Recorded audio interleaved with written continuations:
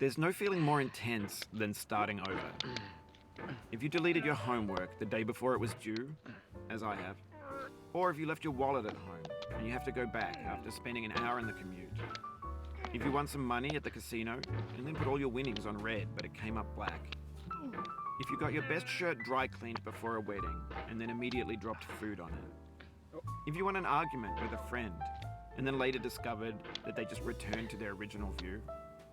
Starting over is harder than starting up. If you're not ready for that, like if you've already had a bad day, then what you're about to go through might be too much. Feel free to go away and come back. I'll be here. Alright, thanks for coming with me on this trip. I'll understand if you have to take a break at any point. Just find a safe place to stop and quit the game. Don't worry, I'll save your progress, always, even your mistakes. This game is a homage to a free game that came out in 2002, titled Sexy Hiking. The author of that game was Jazuo, a mysterious Czech designer who was known at the time as the father of B games. And B games are rough assemblages of found objects. Designers slap them together very quickly and freely, and they're often too rough and unfriendly to gain much of a following. They're built more for the joy of building them than as polished products. In a certain way, Sexy Hiking is the perfect embodiment of a B game. It's built almost entirely out of found and recycled parts, and it's one of the most unusual and unfriendly games of its time. In it, your task is simply to drag yourself up a mountain with a hammer. And that act of climbing, in the digital world or in real life, has certain essential properties that give the game its flavor. No amount of forward progress is guaranteed. Some cliffs are too sheer or too slippery, and the player is constantly, unremittingly in danger of falling and losing everything.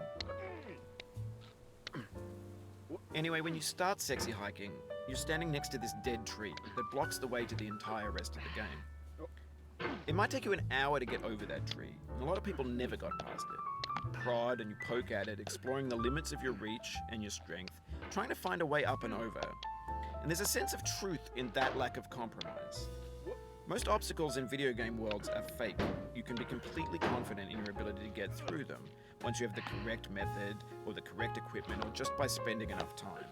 In that sense, every pixelated obstacle in Sexy Hiking is real.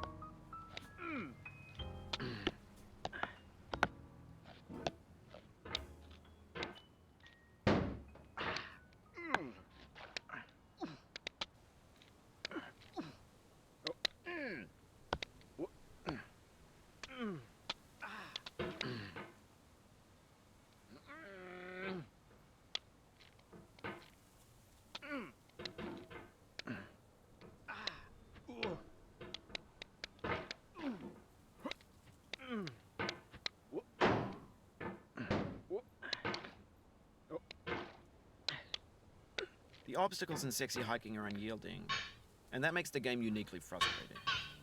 But I'm not sure Jazuo intended to make a frustrating game. The frustration is just essential to the act of climbing, and it's authentic to the process of building a game about climbing. A funny thing happened to me as I was building this mountain. I'd have an idea for a new obstacle, and I'd build it, test it, and it would usually turn out to be unreasonably hard. But I couldn't bring myself to make it easier. It already felt like my inability to get past a new obstacle was my fault as a player rather than as a builder. Imaginary mountains build themselves from our efforts to climb them, and it's our repeated attempts to reach the summit that turns those mountains into something real.